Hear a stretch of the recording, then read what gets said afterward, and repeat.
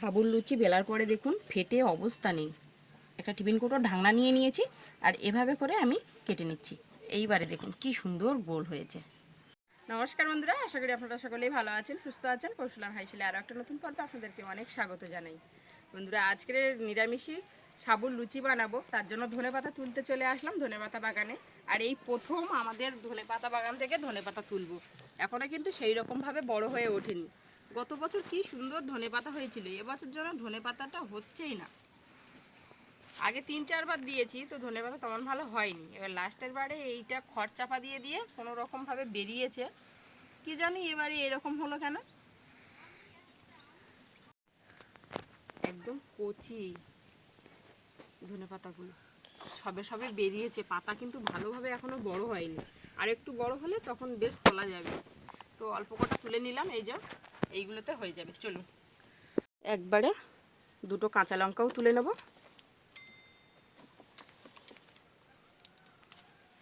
রান্নাঘরের গায়ে এই দুটো কাঁচা লঙ্কা গাছ দিয়েছিলাম, 3-4টে হয়েছে এক জায়গায়, তো বেশ ভালোই লঙ্কা হয়। লঙ্কাগুলো দেখুন বুলের লঙ্কা। এই 3টে লঙ্কা নিয়েছি, 3টে লঙ্কাতে হয়ে যাবে। সাবুর লুচি বানানোর জন্য সাবু নিয়েছি আমি এখানে 200 গ্রাম সাবু নিয়েছি। প্রথমে আগে উনুনটা জ্বালিয়ে নেব। জ্বালিয়ে নিয়েছি, কড়া বসিয়ে দিচ্ছি, কড়াটা গরম করে নেব। গরম হয়ে গেছে, সম্পূর্ণ সাবুটা দিয়ে দেবো, দিয়ে সাবুটা হালকা নেড়ে চেড়ে ভেজে নেব।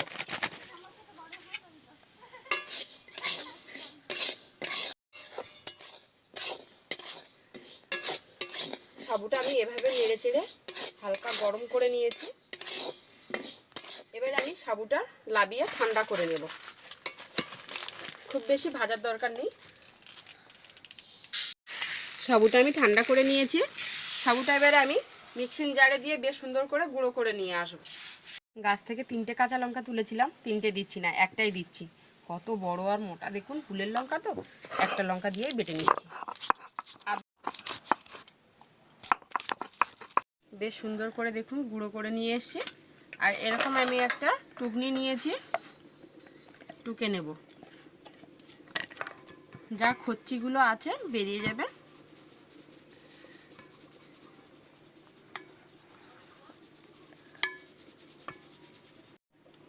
ব্যাস দেখুন এতটা কিন্তু খচ্চি আছে। এগুলো আর বেশি নাড়া দেবো না, তাহলে এগুলোও পড়ে যাবে। একদম টুকে পিওরটা নিয়ে নিয়েছি।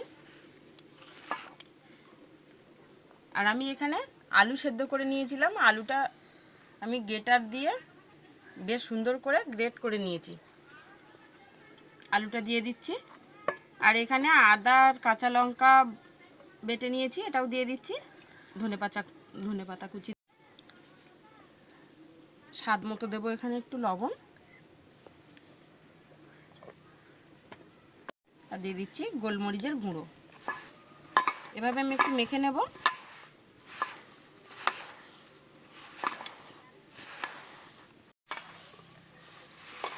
খুব ভালোভাবে মাখিয়ে নিয়েছি। এবারে অল্প অল্প করে জল দিয়ে মাখিয়ে নেব। অল্প অল্প করে জল দিয়ে খুব ভালোভাবে মেখে নেব। যেমন আমরা লুচি বেলার সময় লুচি যেমনভাবে ডোটা বানাই আর কি, অল্প অল্প করে জল দিয়ে, ওইরকমভাবেই অল্প অল্প করে জল দিয়ে খুব ভালোভাবে মেখে নেব। আর আপনারা চেষ্টা করবেন এই সাবুটা গুঁড়ো করে নিয়ে আবার একটু চালনি দিয়ে চেলে নেবার। চেলে নিলে খুব ভালো হয়।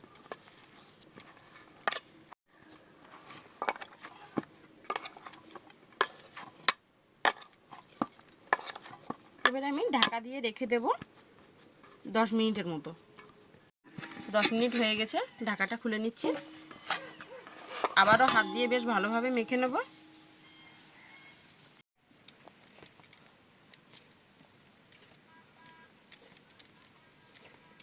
সাবু তো এ ফেটে ফেটে যাবে, এতে করে কোনো ভয় নেই। এবারে আমি এর থেকে লেচি কেটে নেব।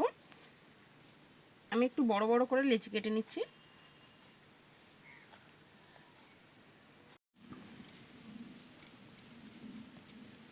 সব লেচিগুলো কেটে দেখুন এইভাবে আমি গোল গোল করে নিয়েছি। এবার আমি একটু ময়দা ছড়িয়ে আর বেলে নেব।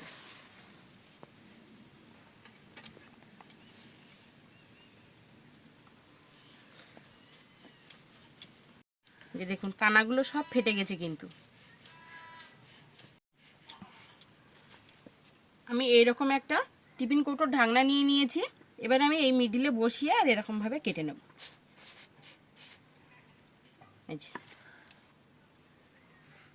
তাহলেই কিন্তু একদম কানাগুলো ফাটা থাকবে না, সুন্দর গোল হবে।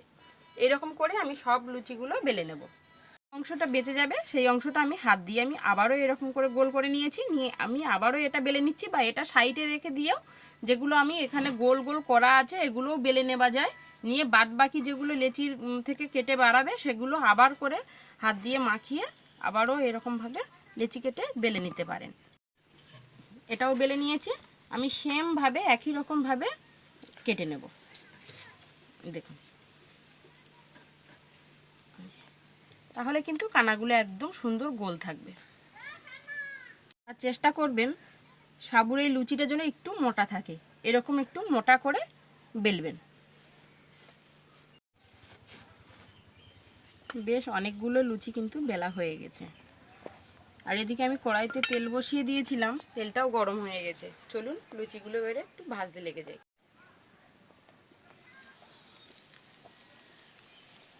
এই লুচিগুলো খুব বেশি কিন্তু একটা ফোলে না, কিন্তু খেতে বন্ধুরা দারুণ টেস্ট, একদম অসাধারণ লাগে সাবুর লুচি খেতে।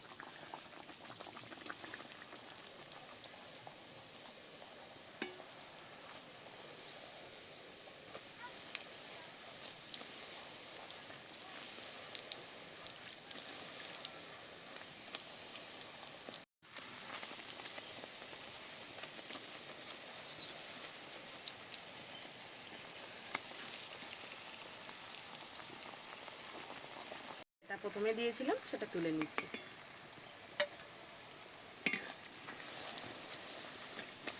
বললাম না সাবুর লুচিগুলো খুব বেশি ফোলে না,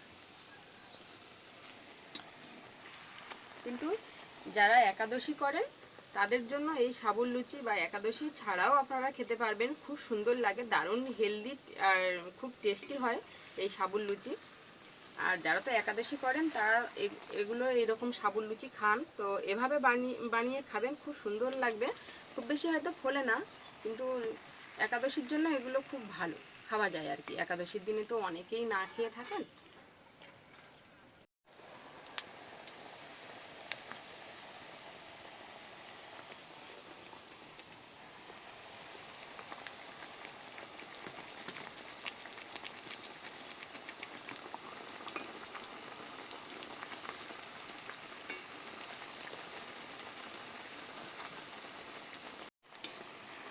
এগুলো ভাজা হয়ে গেছে, তুলে নিচ্ছি।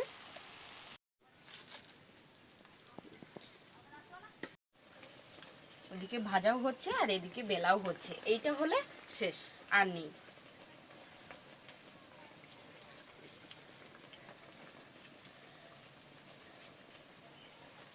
ব্যাস, কাটা এটা হয়ে গেছে, দিয়ে দিচ্ছি।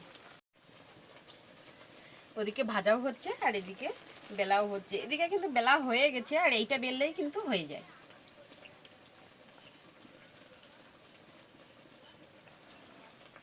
ব্যাস হয়ে গেছে, এবারে শুধু ভেজে শেষ করার পালা। লাস্ট এগুলো আমি আগাম দিয়েছিলাম, এগুলো তুলে নিচ্ছি।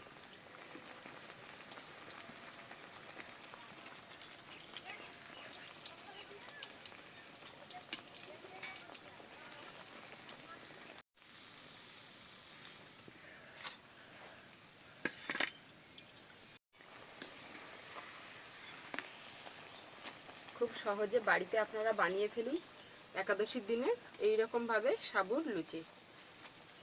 হয়ে গেছে আমার ভাজা, খুব বেশি টাইম লাগেনি। তেল ঝরিয়ে তুলে নিচ্ছে।